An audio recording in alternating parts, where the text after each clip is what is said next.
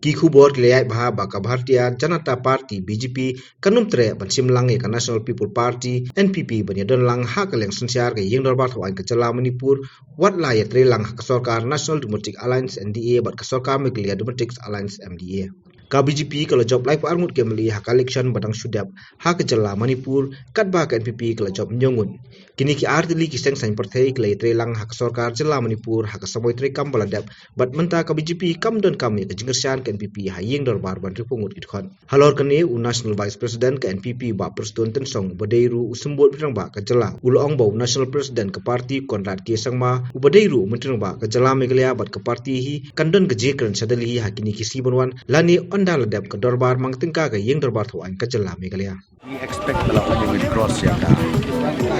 double G ya ka result jo ka election na Manipur tin ring is no bok bang iyo akan nyusit dan nga suka ban parti ba khasan dili pada na lor mi job khasan dili kita ki konsensi mi ada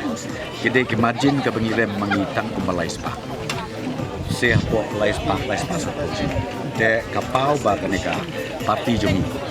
mentak laklanya na ke Manipur nomor ba kumo pi ka vote percentage ka kiu ba but khasan tili ka mo total bro pa kilo karbo harga abli ka ba ngi don chika ka NPP na mangi iba ko BJP persang bagban simlang ka NPP sa sarkar Andre kata mbak ada pengitri lang. Oh, kay ibu kita mbak ang KBD berkata ngatrai nakaliang jong national president jong kandon di BJP kini